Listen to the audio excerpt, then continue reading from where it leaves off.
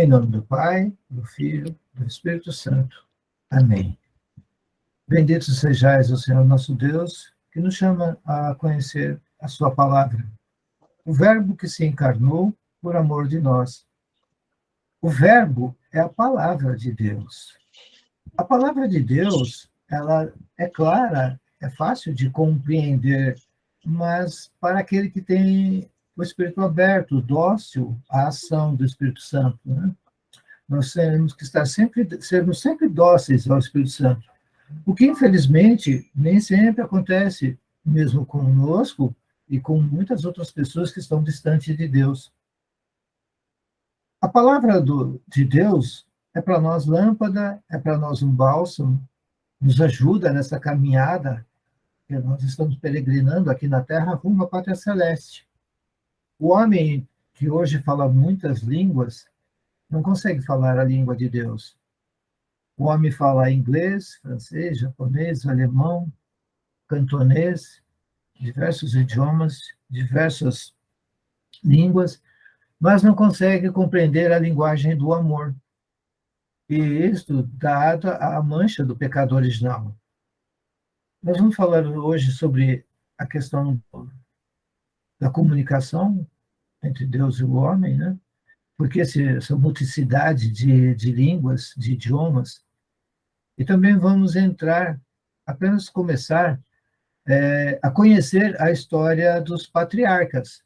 E o primeiro patriarca que nós vamos ver hoje é Abrão. Para que a gente não...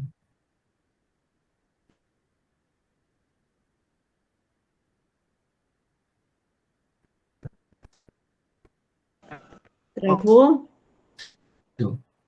Espírito Santo, direção do Espírito Santo em nossa vida, para que ele possa nos iluminar. Vinde, Espírito Santo, enchei os corações dos vossos fiéis e acendei neles o fogo do vosso amor. Enviai o vosso Espírito e tudo será criado, e renovareis a face da terra. Oremos. Ó Deus, que instruís os corações dos vossos fiéis com a luz do Espírito Santo, fazei que apreciemos retamente todas as coisas, segundo o mesmo Espírito, e gozemos sempre da sua consolação. Por Cristo, Senhor nosso. Amém. Amém. Estamos reunidos em nome do Pai, do Filho e do Espírito Santo. Amém. Muito bem. Vamos começar hoje, então, com o capítulo 11, né, que versa sobre a Torre de Babel. Gênesis, capítulo 11. Quem está com a sua Bíblia aí, puder abrir. E vamos iniciar com a leitura do versículo 1 até o versículo 3. Quem pode ler para a gente, por favor? Capítulo 11, versículos de 1 a 3.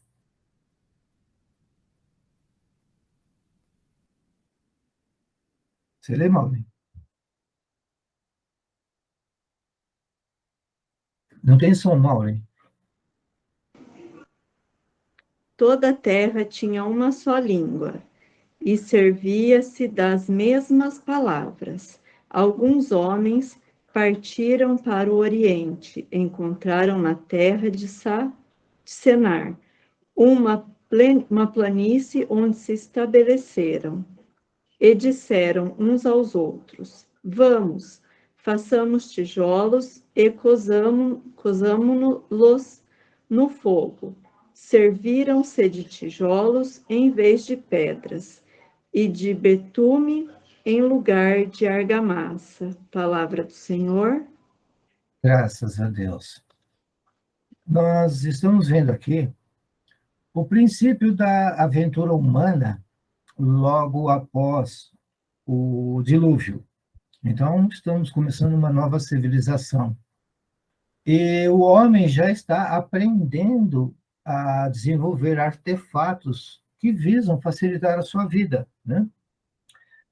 Aqui já havia a manipulação da terra, como barro, né, para fazer e cozinhar tijolos. Já havia, então, a manipulação do fogo. A manipulação do fogo alavancou a tecnologia em centenas de anos, né? Quando o homem passa a dominar o fogo, ele começa, então, a realmente avançar tecnologicamente. E nós estamos vendo aqui que toda a Terra tinha uma só língua. É interessante estar isso na Bíblia, porque os cientistas conseguiram identificar, não faz muito tempo, fósseis de animais e de aparentemente seres humanos com mais ou menos 6.000, 8.000 anos. E ali naquela região norte da África. E avançando um pouco mais a noroeste, foram encontrados fósseis com mais ou menos 7.000, 6.000, 5.000 anos antes de Cristo, mais ou menos. Né? Então, a gente percebe que a Bíblia é de uma coerência muito grande. Veja que interessante, né? Tudo que ela vem relatando, que foi até muitas vezes ridicularizada a igreja por citar certas passagens aqui, e o homem queria comprovação científica, e a ciência, que é criatura de Deus, quando ela trabalha honestamente, quando a ciência trabalha não querendo agir contra Deus, a gente percebe que a ciência avança bastante. O problema está quando a ciência começa a querer deixar Deus de lado e suplantar a Deus, né? Iracema, que bom tê-la aqui conosco. Seja bem-vinda. Nós estamos no livro do Gênesis, capítulo 11, bem no início, tá bem? Nós estamos vendo a passagem da Torre de Babel. E eu explicava que a própria ciência veio comprovar que a civilização humana ela tem um ponto de partida. É mais ou menos ali o norte da África. E, segundo a identificação de fósseis, percebe-se um movimento de deslocamento de grupos humanos que vão um pouco a noroeste e depois ele muda o rumo e vai todo para o sentido do ocidente, né? O que vem a corroborar com isso que nós acabamos de ler. Toda a terra tinha uma só língua e servia-se das mesmas palavras. O homem, lembra que eu falei que ele foi feito para ser íntegro, inteiro, né? Divisão não é com Deus. Deus soma, Deus multiplica. O diabo divide, o diabo subtrai. Né? Então, nós vemos aqui a civilização humana começando, né? E olha só que interessante, o versículo 2 diz assim, ó, alguns homens partindo para o Oriente. Exatamente o que eu acabei de falar. Perceberam? Né? Então, a própria ciência acompanhou e verificou essas descobertas de fósseis que vão ficando cada vez mais novos, né? Em períodos mais recentes, à medida que se segue esse caminho, como eu acabei de dizer, e como está na Bíblia. Né? Então, isso a gente vê que um escrito de 4, 5 mil anos atrás, hoje é corroborado pela ciência. A própria ciência estava provando. Muito bem. Vamos seguir em frente para a gente poder avançar bastante. Né? O versículo 3 diz assim, ó, e disseram uns aos outros, vamos, façamos tijolos e cozamos-los no fogo. Então, aqui já havia a descoberta do fogo, o homem já estava aprendendo a manipular o barro, e já existia aqui a pequena agricultura, né? A agricultura de subsistência, aquela agricultura familiar, própria de tribos, pequenas tribos. Elas, então, já conseguiam produzir o seu próprio alimento. O homem já estava arando a terra, com muita dificuldade, mas estava. Muito bem. Isso aqui é importante, por que eu estou me detendo aqui? Porque depois nós vamos entrar na história de Abraão e nós vamos precisar dessas informações, ok? Eu estou jogando essas informações, não é à toa, tem um porquê. A hora que nós entrarmos na história de Abraão, então nós vamos ter informações. Então aqui a tecnologia ainda era bastante rudimentar, mas ela já existia, né? O homem já estava manipulando a terra, já conseguia fazer do barro ele colocava no fogo, já conseguia fazer tijolos, né? E perceberam que o homem já estava conseguindo fazer argamassa e já estava conseguindo cortar a pedra. E veja, aquela é uma região, não são as pedras mais duras, mas também não são pedras moles. Se você pegar ali, por exemplo, no região mais ou menos centro-oeste do Brasil, você vai encontrar pedras moles. São pedras fáceis de se trabalhar, de se talhar. Né? Mas quando você desce para o sul, ou você avança bastante para o norte, já são rochas um pouco mais duras, mais difíceis de trabalhar, o que vai exigir uma técnica mais aperfeiçoada. Então, com isso, a gente consegue entender a coerência que estamos lendo aqui, né?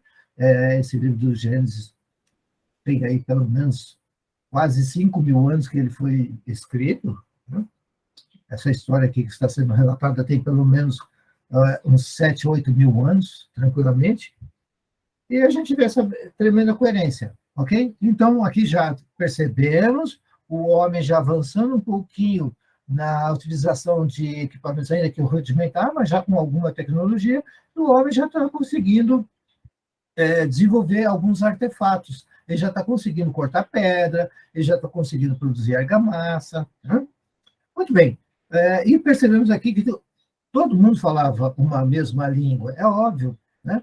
Tudo indica que realmente a civilização humana começou mais ou menos ali no norte da África. Perfeito?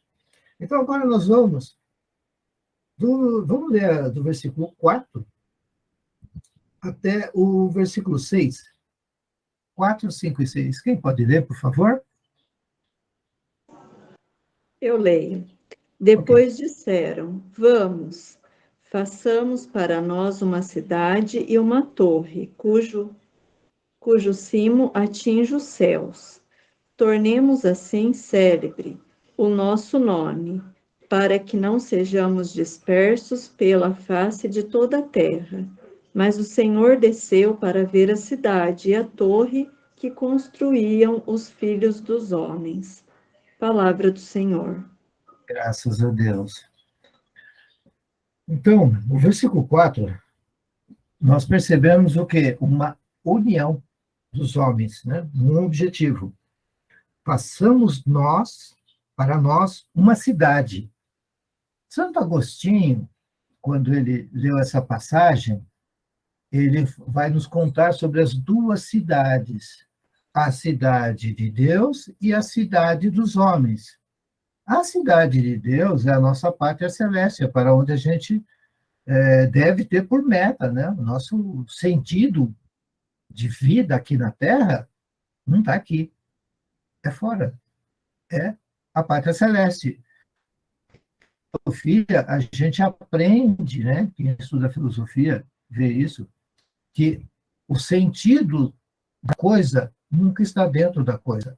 O sentido da coisa sempre está fora da coisa. E olha aí a grande coerência, né? Porque Santo Agostinho diz que o homem tem por meta a cidade de Deus. Porém, pela mancha do pecado original, o homem quer construir para si uma cidade. Vamos viver aqui mesmo? Olha, aqui está muito legal, né? Não precisa de céu, não precisa de Deus, não precisamos de nada disso. Nós vamos fazer a nossa cidade aqui. Não precisamos da cidade de Deus. É isso que nós estamos vendo aqui, né? Nesse início do capítulo 11. Olha que interessante que ele diz assim, ó, façamos uma cidade e uma torre. A torre normalmente é alta. E o que o homem pensava? Atingir o céu. Ou seja, olha a arrogância do homem. Ele não quer a cidade de Deus, mas ele quer construir uma torre que ligue as duas cidades. Ele quer alcançar a Deus. Vocês estão lembrados que eu tinha dito que na salvação são 4 movimentos? Lembra que eu falei sempre o primeiro é de Deus? A arrogância aqui do homem é que ele não quer, ele quer dizer, a hora que ele resolver ser salvo, ele vai buscar salvação. É isso que está escrito aqui. É isso que precisamos compreender. Façamos para nós uma cidade e uma torre, cujo cimo atinge os céus. Ou seja, o homem quer ir até Deus, mas a hora que ele quiser. Não quando Deus quer, é quando ele quer. Então aqui nós já percebemos uma tremenda de uma arrogância. E ainda mais, tornemos assim célebre o nosso nome. Olha o homem buscando fama, olha o homem dizendo que ele não precisa de Deus. Ele faz a sua fama. E olha só, para quê? Para que nós não sejamos dispersos. Então, não havia a intenção do homem de se espalhar, de dominar toda a terra. Ali estava bom demais, estava tudo muito cômodo. Nós temos uma passagem assim no Evangelho, né? Naquele momento em que Jesus toma Pedro, Tiago, João, os leva a um lugar à parte e se transfigura diante deles.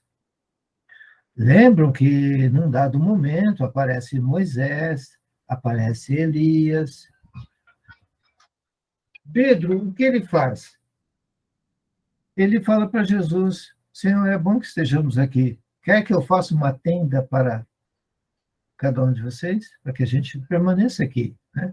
Ou seja, o homem é um pouco acomodado. Uma vez que ele encontra uma situação que para ele está bom, ele não avança, ele não continua.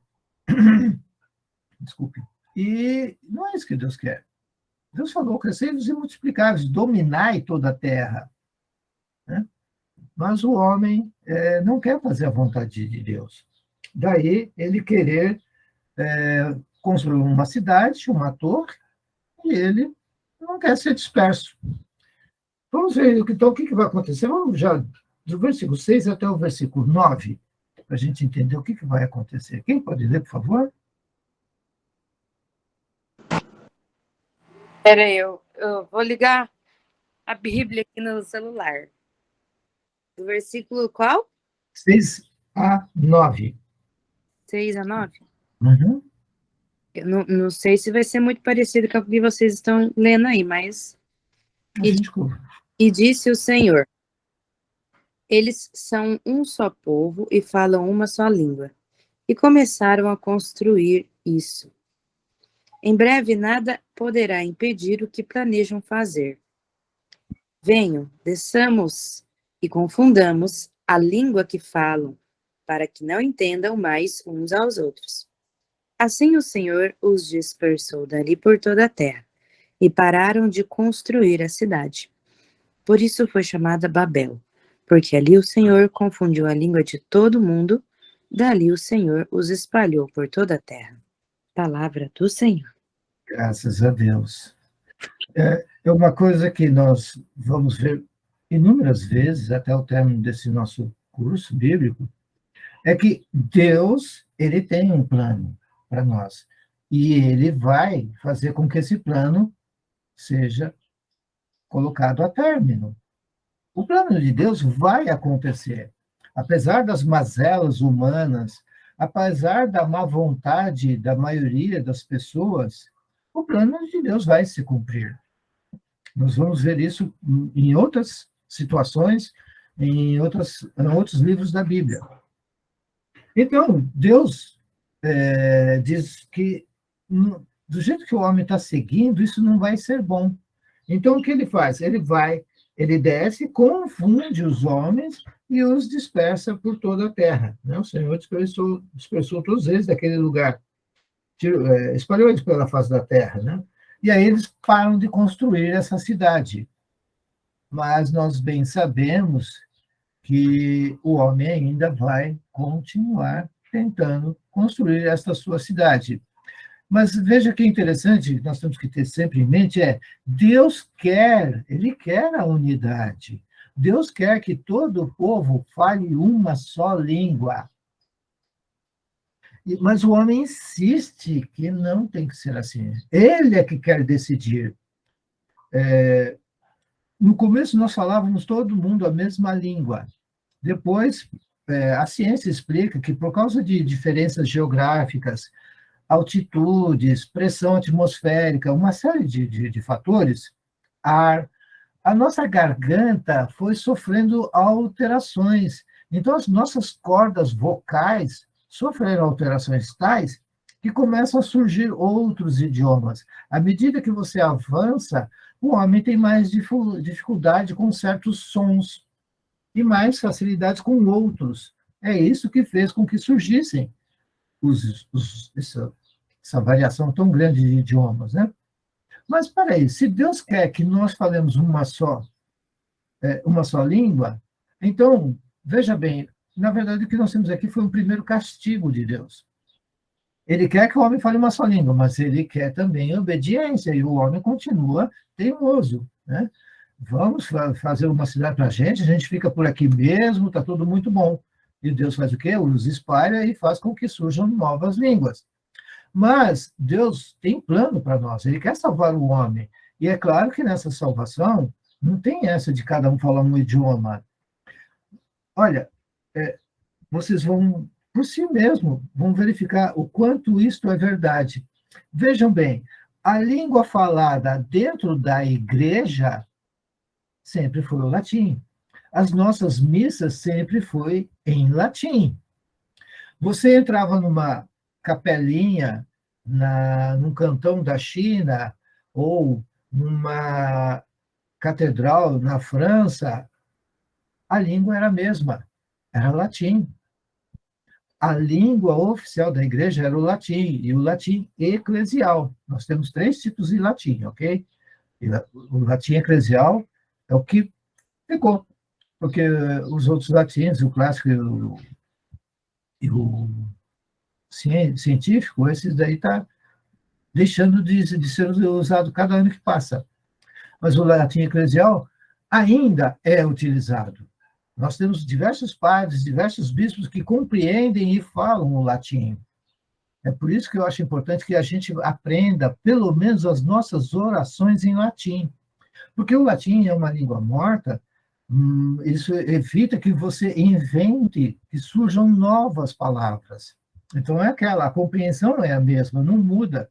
E quando você tem uma língua dinâmica, aquilo que você usava do passado para determinar uma situação, ela muda, né? Vou dar um exemplo. Há 100 anos atrás, nós tínhamos a palavra internet, nós tínhamos a palavra, sei lá, muitas palavras surgiram nos últimos 100, 200 anos. É isso que eu quero que vocês entendam. Qual é a desvantagem, né, de eu não usar uma língua morta? Ela está sempre em evolução. A língua morta não, é aquela lá. Então, ela tem sempre o mesmo sentido. A mesma palavra que você usa num lugar,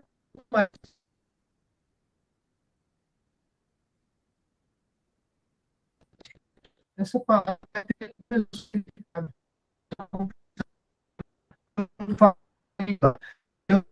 Deus queria que nós falássemos sempre língua, mas pelas mazelas, uma beleza. Estão me ouvindo? Tudo bem? Tá. Muito bem, então acho que ficou claro, deu para entender bem, né? Esse capítulo 11, ele mostra, então, ele está nos preparando para o que virá pela frente.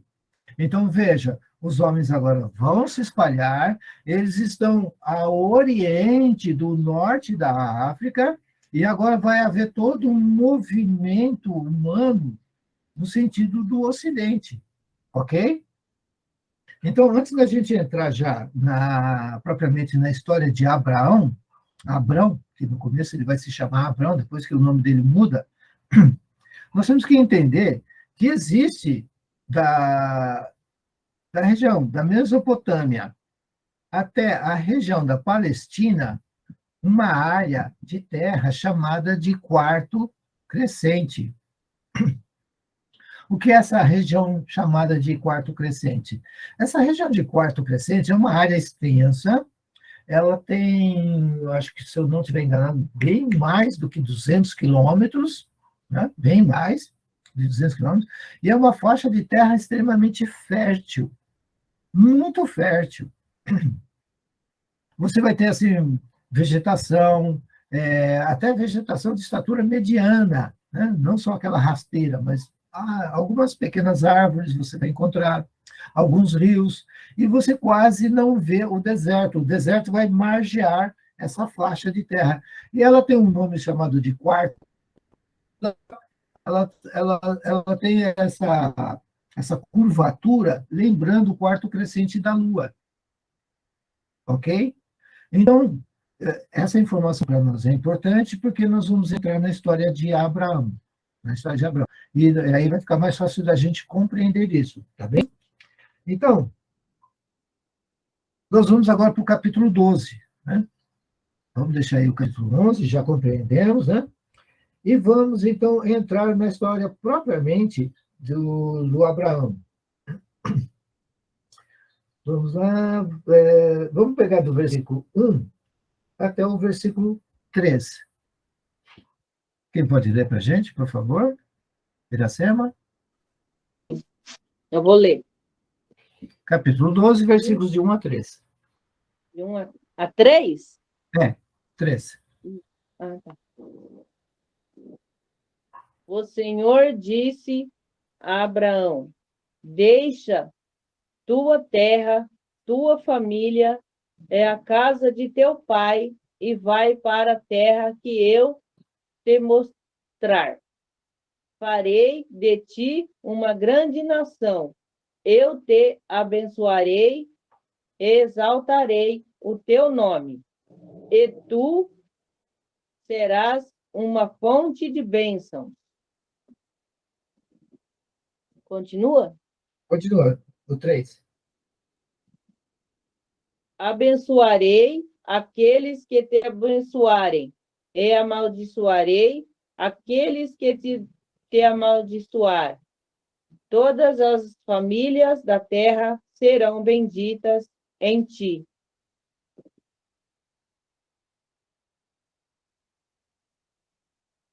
Até o 13? Palavra do Senhor. Graças a Deus. Então, veja aí. A minha língua é presa. 1, 2, 3. Tá. Então, veja. O que é importante aqui é nós entendemos que Abraão é Abraão. Ele ainda não é Abraão. Por enquanto, ele é Abraão. Abraão, ele está com a sua vida mais ou menos tranquila, ele é casado, ele tem já alguns escravos, então ele tem uma certa posse.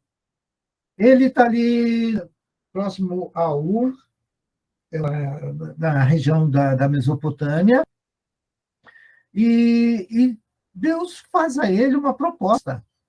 Deixa a casa de teus pais e vai para o lugar que eu te indicar. Gente, nós estamos falando aqui de pelo menos, 5.000 anos atrás. Não tem ônibus, não tem metrô, não tem avião, não tem nada, não tem GPS.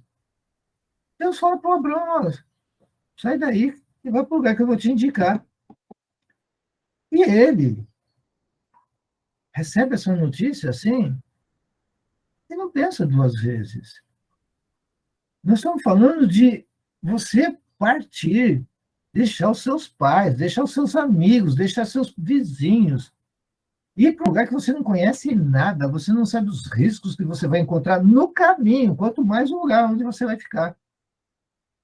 Então, Abrão recebe uma proposta de Deus que muitos de nós não aceitaria, penso eu pelo menos, ou não, sei lá. Carlos, tem uma proposta para você ir para Urano. Quer ir para Urano? Deixa sua família aí, só pega sua mulher aí, seus filhos e vai para Urano.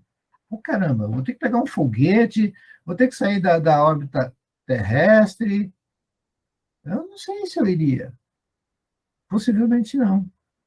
Acomodado aqui, não foi o que aconteceu? Nós não acabamos de ver que o homem, quando ele está bem colocado bem centrado, o que acontece? Ele se acomoda. Não foi o que nós vimos? Nós vimos isso.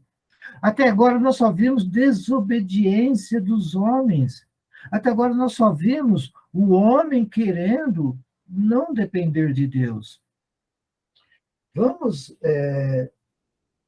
ler agora, do versículo 4 até o 9. Quem pode ir, por favor? Do 4 até o 9. Genoveva, pode ser, Genoveva? Não sei se ela está ouvindo. Acho que... Eu leio. Partiu Abrão, como lhe Eu estou ordena. ouvindo, mas eu estou sem a Bíblia e não sei nem o capítulo. Eu comecei, peguei agora, aí, uns 15 minutos que eu entrei. Tá bom. Partiu Abrão, como lhe ordenara o Senhor, e Ló foi com ele. Abrão tinha 75 anos quando saiu de Harã. Levou sua mulher, Sarai, seu sobrinho Ló, todos os bens que haviam acumulado e os seus servos comprados em Harã. Partiram para a terra de Canaã e lá chegaram. Abrão atravessou a terra até o lugar do carvalho de Moré, em Siquém. Naquela época, é para ler até onde? 9, né? Isso. Naquela época, os cananeus habitavam essa terra. O Senhor apareceu a Abrão e disse, a sua descendência darei essa terra. Abrão construiu ali um altar dedicado ao Senhor, que lhe havia aparecido. Dali prosseguiu em direção a colinas a leste de Betel, onde armou o acampamento, tendo Betel a oeste e Ai a leste. Construiu ali um altar dedicado ao Senhor e invocou o nome do Senhor. Depois Abrão partiu e prosseguiu em direção a Negueb. Palavras do Senhor. Graças a Deus. Abrão obedece a Deus. E ele toma rumo ocidente. O ocidente, até então, era desconhecido. Lembre-se do que eu disse.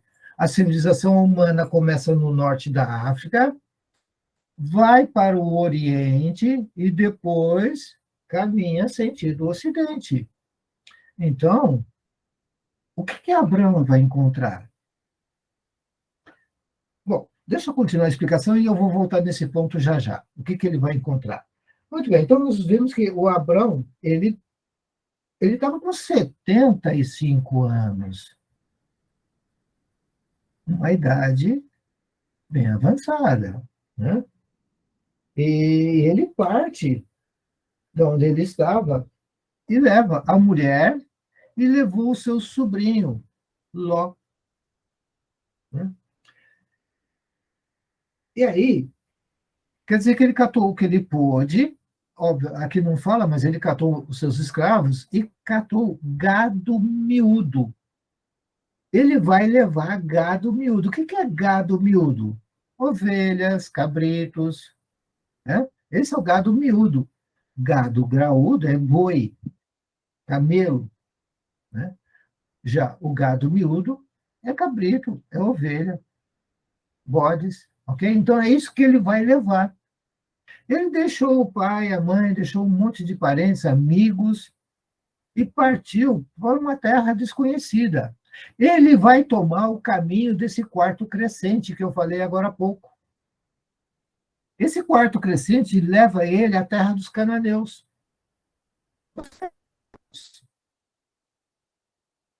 Abrão vai encontrar ali, junto aos cananeus, ele vai encontrar duas tribos. Duas tribos.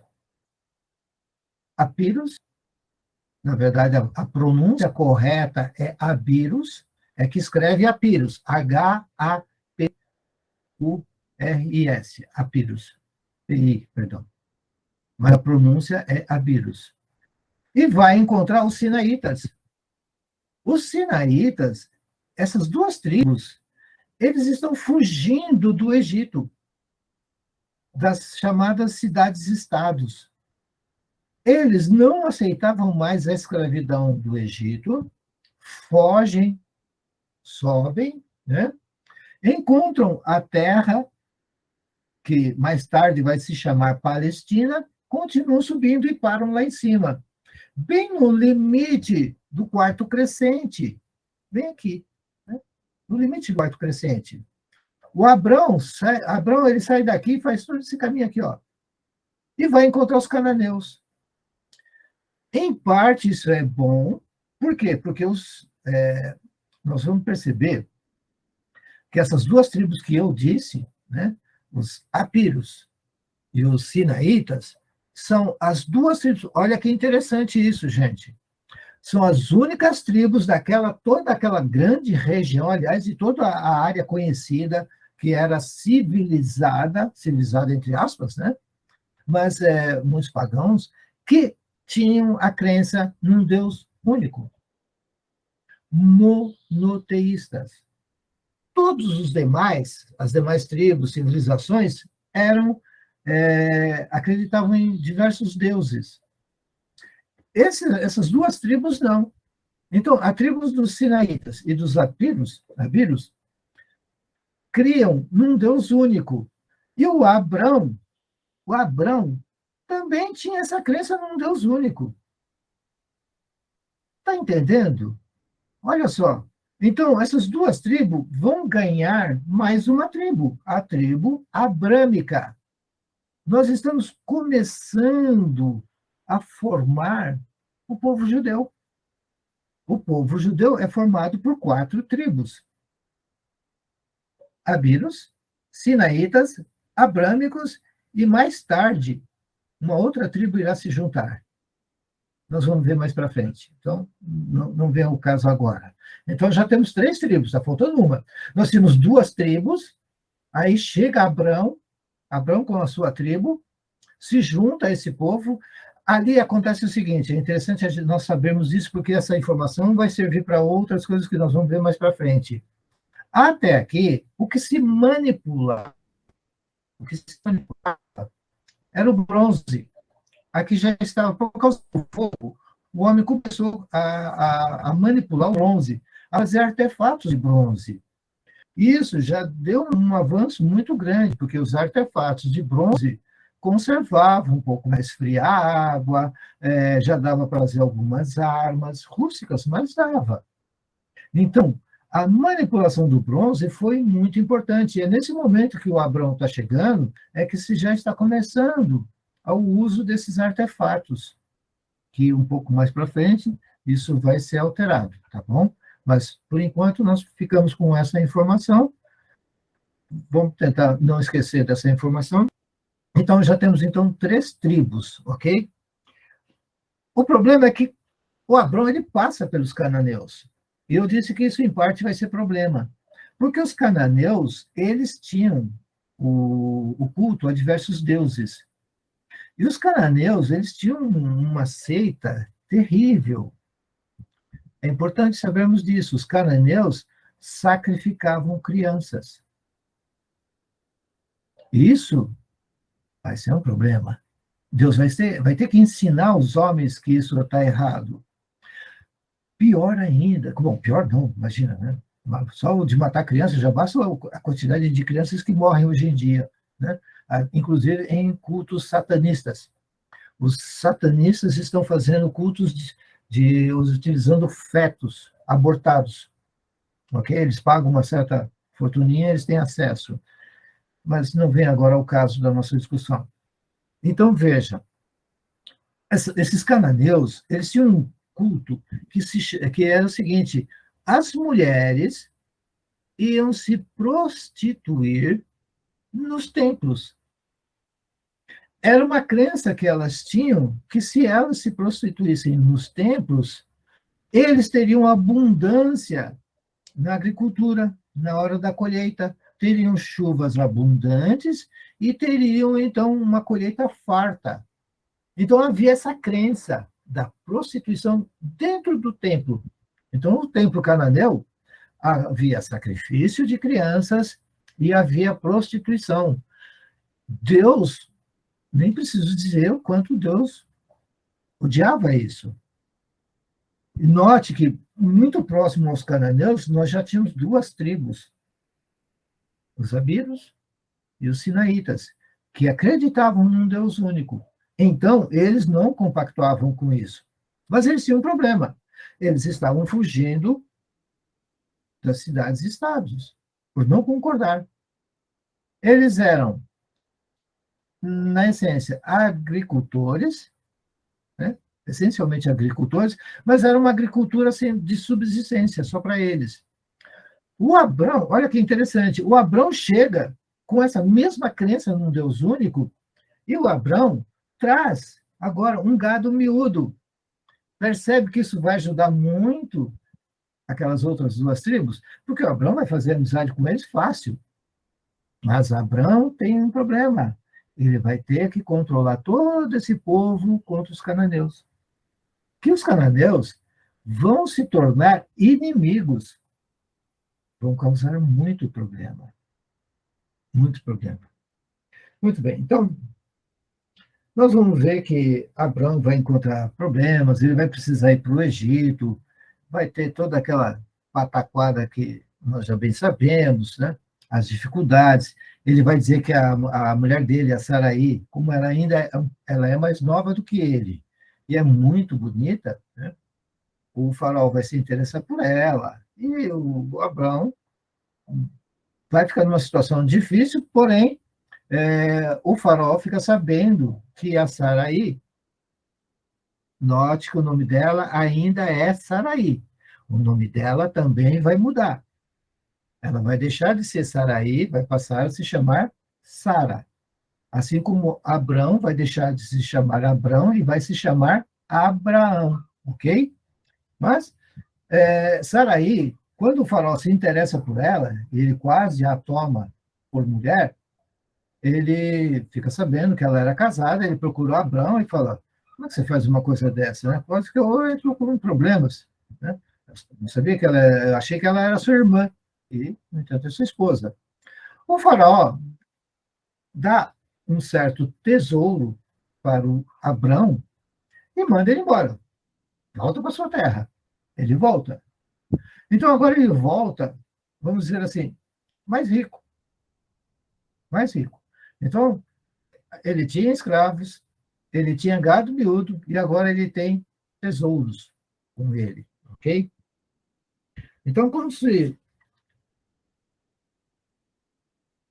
eu acho que dá tempo para a gente entrar só no início da promessa, e aí a gente pode já encerrar esse nosso encontro de hoje, né? Não quero me estender muito sobre passar do horário nem nada, vamos ver se no máximo... ali por umas 5h05, 5h10, a gente está terminando pelo menos essa parte aqui, e aí a gente continua na semana que vem. Então, nós vamos ver que Deus vai firmar uma promessa com o Abrão. Né? Então, quer ver, só para a gente não perder o fio da meada, para você, quem quiser anotar, anote, o capítulo 15 vai nos trazer a segunda aliança que Deus faz com os homens. Lembrando, a primeira aliança que Deus fez com os homens foi lá no dilúvio, após o dilúvio. Lembra?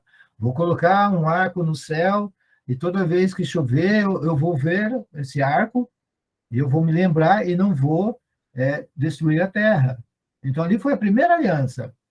No capítulo 15 do Gênesis, nós vamos ver que Deus faz uma aliança com Abrão. E é aí que ele vai passar a se chamar Abraão. Ok? Então, a partir dessa promessa que Deus faz, dessa aliança que Deus faz com Abrão, e ele, da sua parte, ele aceita esse acordo, essa aliança com Deus,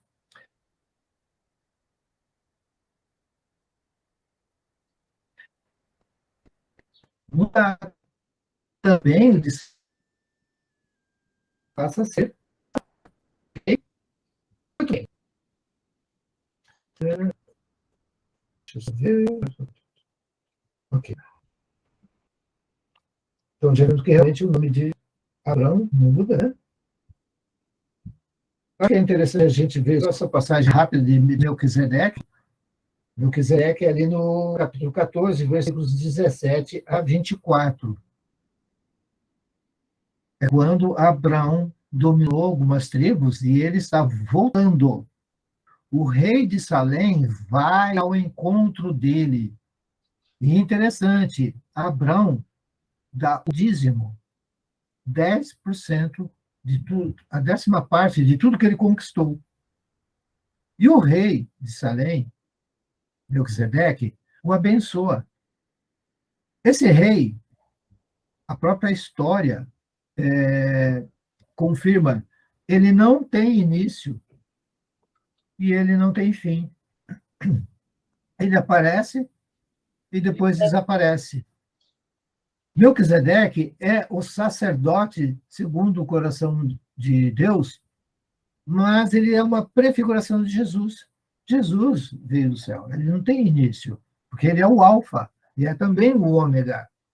Então, esse rei, o Melquisedeque, ele não tem início e não tem fim. Ele surge aqui, faz o papel dele, abençoa Abraão, recebe o dízimo, né? Abençoa Abraão e não se tem mais notícia nenhuma dele.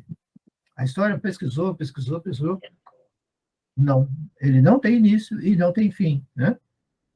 Então, só para a gente ver ali no versículo 18, então, 17 e 18, o Abraão está voltando, né?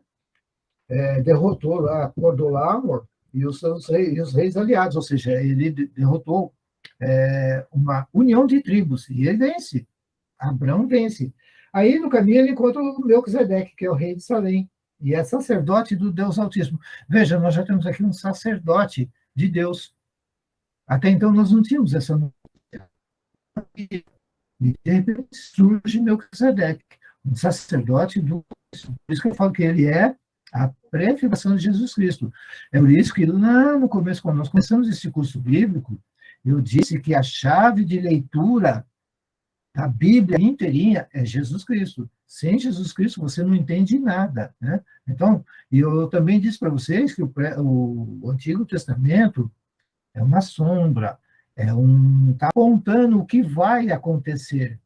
E o Novo Testamento acolhe e executa aquilo que estava previsto. Então, todo o Velho Testamento é uma profecia. E o Novo Testamento é a realização. É por isso que Jesus vem no ápice dos tempos, no ápice. Vem aqui, ó, subindo, a hora que vai começar a descer. É aqui em cima que Jesus aparece, que ele entra na história do homem. E quando ele entra na história do homem, ele, então, realiza tudo aquilo que estava prometido. Ok? Então, bom, entendemos Melquisedeque, vamos seguir em frente. Vamos lá para o capítulo 15, né? Nós vamos ver capítulo 18, perdão. Versículos, deixa eu ver, de 1 a 5. Quem pode ler? Capítulo 18, versículos de 1 a 5. Maureen? Leio. O Senhor apareceu a Abraão nos carvalhos de Mambré, quando ele estava sentado à entrada de sua tenda. No maior calor do dia, Abraão levantou os olhos e viu 3 homens de pé diante dele. Levantou-se ao mesmo instante da entrada de sua tenda, veio-lhes ao encontro e prostrou-se por terra. Meus senhores, disse ele, se encontrei graça diante de vossos olhos, não passeis avante sem vos deterdes em casa de vosso servo. Vou buscar um pouco de água para vos lavar os pés. Descansai um pouco sob esta árvore. Eu vos trarei um pouco de pão, e assim restaurareis as vossas forças, para prosseguirdes o vosso caminho, porque é para isso que passastes perto de vosso servo. Eles responderam, faze como disseste, palavra do Senhor. Graças a Deus. Muito bem, essa é a tradução melhor, a tradução mais adequada e mais próxima aos originais, né? E, posteriormente, as fiéis cópias que foram encontradas lá nas cavernas de Qumran. Então, aqui, nesse diálogo, quando a gente lê despretensiosamente, não prestamos atenção em alguns detalhes. Mas quando você presta atenção nesses detalhes, você entra em choque com os judeus. Porque os judeus vão alegar que, a exemplo do capítulo 1, há um erro por parte do agiógrafo. Na hora que ele foi escrever, ele não soube, ele se perdeu e cometeu um erro. É isso que os judeus vão dizer, ok? E como eles são o povo escolhido de Deus, eles se julgam autoridade. Porém, Jesus Cristo fundou uma igreja. Essa igreja teve inicialmente, 12 homens que deram a vida pela igreja. E depois desses 12 homens, vieram, dos séculos 2 até o século 7, santos homens que viviam sem pecado, em constante oração, e que eles abstraíram, por inspiração do Espírito Santo, o que estava escrito aqui. Para eles entenderem o que nós vamos entender fácil, e é sob essa luz que nós vamos agora discutir esses versículos que foram lidos, né? Então, você vê lá no versículo 1, o Senhor apareceu a Abraão, então já mudou o nome dele, nos carvalhos de Mambré, quando ele estava sentado à entrada da sua tenda. Então, ele estava lá de boa, né, de bobeira, sentado ali na entrada da sua tenda, e era um calor fenomenal. Lembra que no Gênesis capítulo 3, Deus sempre aparecia quando ia começar o calor, quando ia começar as dificuldades do dia. Deus aparecia para os seus amigos. Porém, por todas as mazelas humanas, né, Deus não apareceu mais para os seus amigos. Agora nós vamos ver aqui que o Senhor, Deus, apareceu para o Abrão, né? Aquele calor, o maior calor do dia, ou seja, nós estamos falando ali de 3, 4 horas da tarde. Vamos ser mais precisos? 3 horas da tarde, que é o ápice do calor do dia no deserto. Nós estamos aqui já perto, numa breve, já bem no limite daquele quarto crescente, bem no limite. Então, nós estamos muito próximos do deserto, ok? Então, vamos bem rapidinho, ó. Vamos prestar atenção. Então, versículo 2, Abrão levantou os olhos e viu 3 homens. Tá certo? Olha lá. Ele viu 3 homens. Aí, olha o que ele vê, ele vai ao encontro deles e se prostra. Ele se ajoelha, ele faz uma reverência que só é reservada para Deus. Ele se prostra no chão. E olha o que ele fala. Olha o início do versículo 3. Meu Senhor. Mas caramba, ele não viu 3 homens? Mas ele fala, meu Senhor. Aí, no versículo 4, ele diz assim, vou buscar um pouco de água para vos lavar os pés. E lá no versículo 5, no final, eles dizem para ele assim, ó, eles responderam. Ele olha, vê 3, ele fala com 1 e 3. Responde para ele, faze como disseste. Então, o que nós estamos vendo aqui?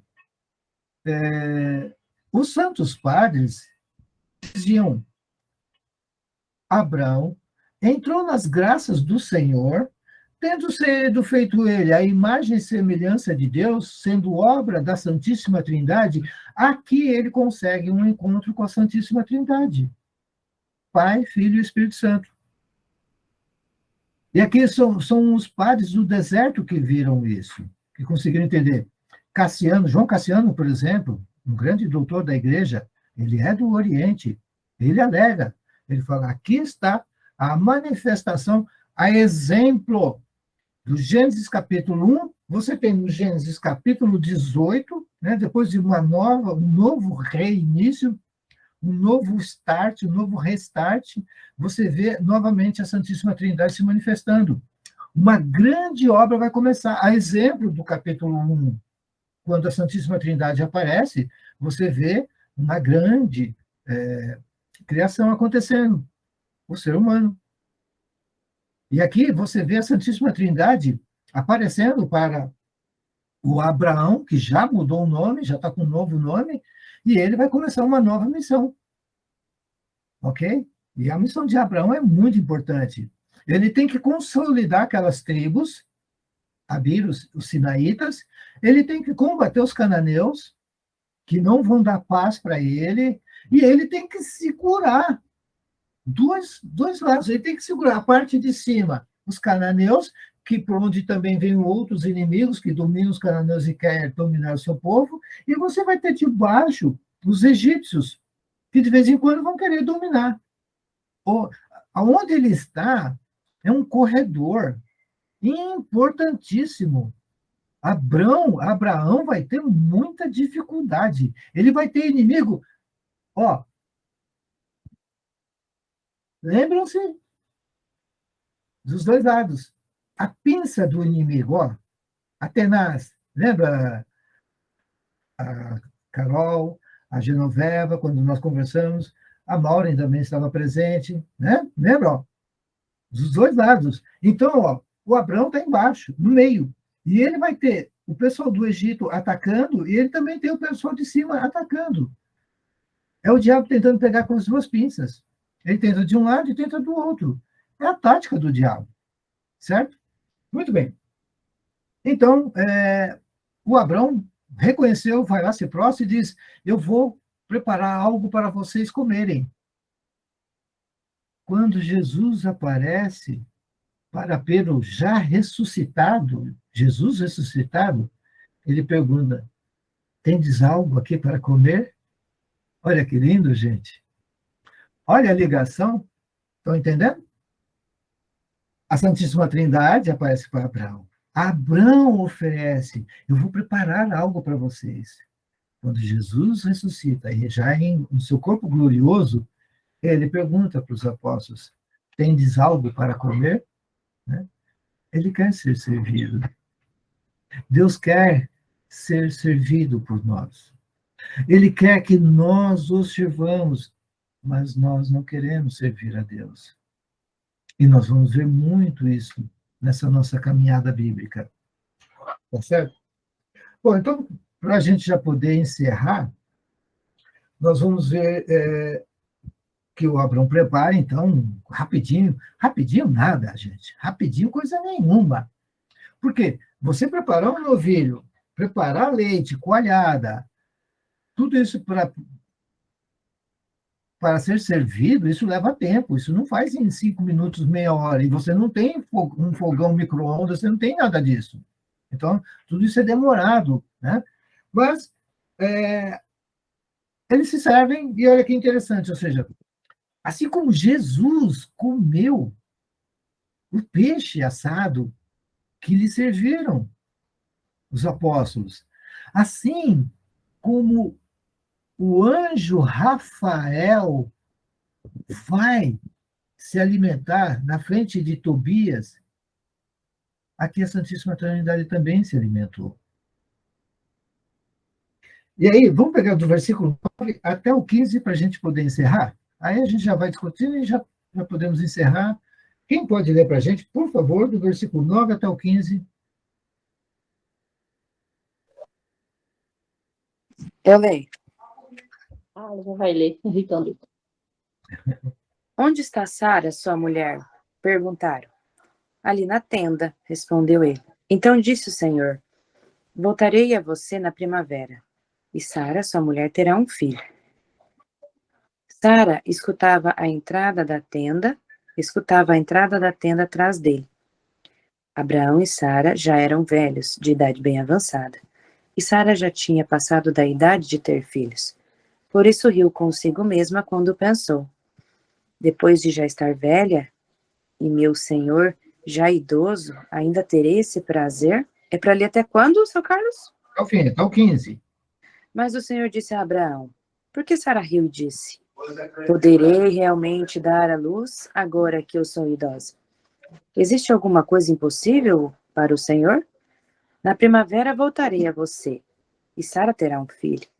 Sara teve medo e por isso mentiu. Eu não ri. Mas ele disse: não negue, você riu. Palavra do Senhor. Graças a Deus.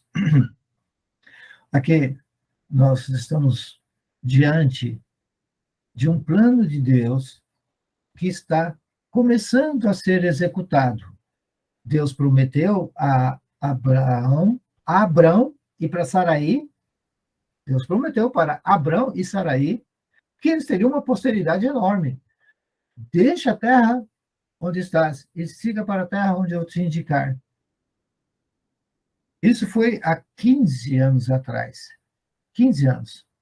Mais ou menos. Não dá exatamente 15 anos. Mas note, Abraão já está com 90 anos. Ele está pertinho dos 100. A Sara, que era toda jovem, bonita, já não é mais tão bonita. Ela já está liberando seus quase 70 anos. Sara era estéril.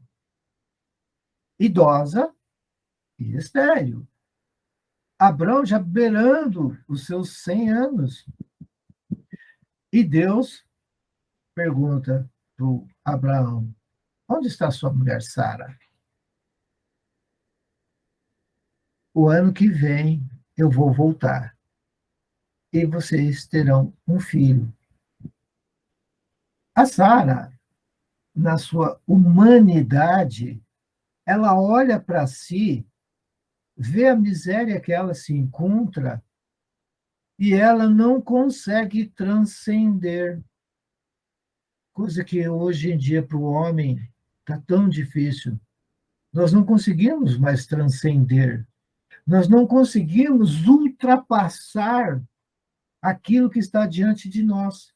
Nós paramos. E ainda assim temos dificuldade em acreditar naquilo que está diante dos nossos olhos. A Sara olhou para a sua realidade e viu uma velha com quase 70 anos. Ela já tinha parado de ovular, se ela ovulasse, até os 40, 45 anos, no máximo. Ela já está com quase 70. Que chance essa mulher tem de dar à luz um filho?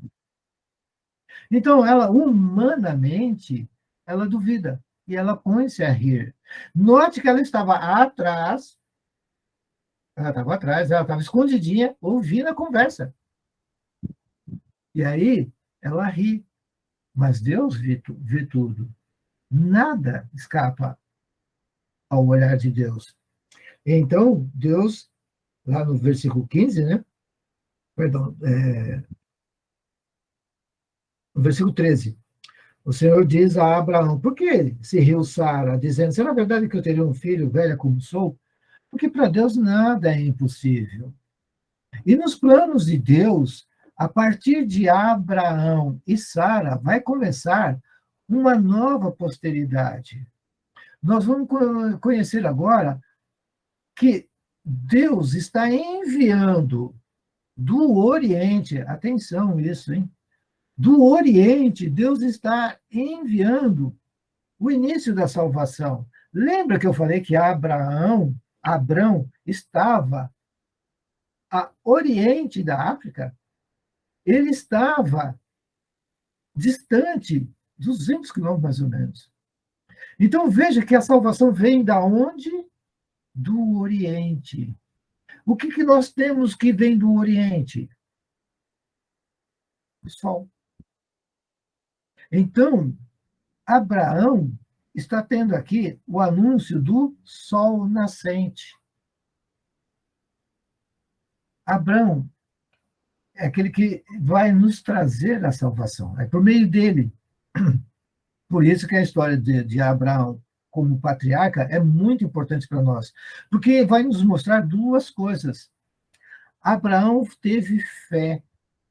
Fé é você não ver, mas acreditar que é possível.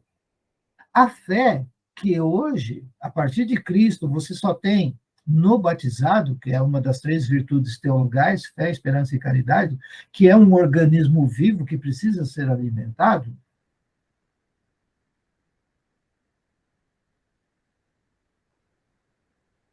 Tinha. Foi por isso que esse homem acreditou, confiou em Deus, largou seu conforto e partiu para o sacrifício. E quando ele parte para o sacrifício, ele encontra o quê? Ele encontra um agrado de Deus. Ele, um homem velho, vai ser pai de um filho legítimo. Porque ele antes teve um filho ilegítimo. Quando a Sara percebe que está ficando velha, ela fala que ela sabe que ela não tem mais condições de dar filho para ele, ela chama a sua escrava e fala para ela se deitar com Abraão, para que ele tenha uma posteridade. Abraão lembra ao Senhor disso. Senhor, tu dissestes que eu teria uma grande posteridade, mas o filho que eu tenho não é legítimo. E Deus o repreende, o corrige, mas não é a sua escrava, a sua posteridade. É por isso que agora aqui nós lemos no início do capítulo 18 a aparição da Santíssima Trindade, aparecendo para Abraão para confirmar a promessa feita. Essa promessa vai se cumprir. No próximo encontro nosso, nós vamos ver a história de Isaac, que é esse fruto que vai nascer. Então, nós temos, já até aqui, um filho de Abraão que não é legítimo, que não é filho de Sara, mas é filho da escrava. E esse filho da escrava vai trazer muito problema. Muito problema. Os santos padres entenderam que, de novo, aqui, o primeiro filho, o primogênito, é um problema. Esse menino, o Ismael, se não me engano, é Ismael o nome dele. Esse menino vai dar origem à tribo que, bem mais para frente mesmo, vai sequestrar José. Mais para frente ainda, vai se tornar inimiga da igreja. São os muçulmanos. Então, o filho da escrava é perverso, é maldoso. É o filho da promessa que traz a salvação. E quem é a promessa? Sara. Sara é a promessa. Ela é a mulher legítima de Abraão. Então, é isso que eu convido vocês, no nosso próximo encontro, na semana que vem, para que a gente possa acompanhar a história desse patriarca, Abraão, um homem que tem uma fé fenomenal, um homem que ouve uma promessa e aceita, sem medir consequências. Abraão é o pai da fé.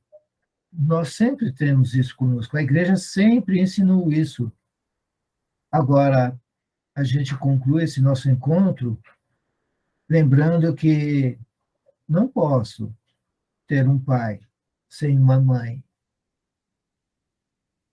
Quem que é a mãe da fé? Qual é a mulher que se iguala e supera Abraão na fé? Abraão já estava com 75 anos quando ele recebeu a promessa. E ele acredita, mas era um homem vivido. Nós vamos ver uma mulher maravilhosa. Uma mulher não, uma menina, 14, 15, 16 anos, recebe a visita de um anjo e ela dá o seu sim. Ela que estava prometida em casamento, tem fé firme, sólida. Fiat, Mickey, faça-se em mim secundum voluntas tua, segundo a sua vontade. A sempre Virgem Maria, Mãe de Deus e nossa, a Mãe da Igreja, a Mãe da fé. Então, eu queria terminar esse encontro de hoje fazendo a oração da Ave Maria, porque nós encontramos aqui o Pai da fé, mas precisamos e vamos receber da Mãe da fé o fruto bendito da nossa salvação. Ave Maria, cheia de graça, o Senhor é convosco. Bendita sois vós entre as mulheres, bendito é o fruto do vosso ventre, Jesus. Santa Maria, Mãe de Deus, rogai por nós, pecadores, agora e na hora de nossa morte. Amém. Eu vos falei em nome do Pai, do Filho e do Espírito Santo. Amém. Até a semana que vem. Fiquem com Deus. Deus abençoe todos vocês. Amém. Amém. Deus abençoe o senhor.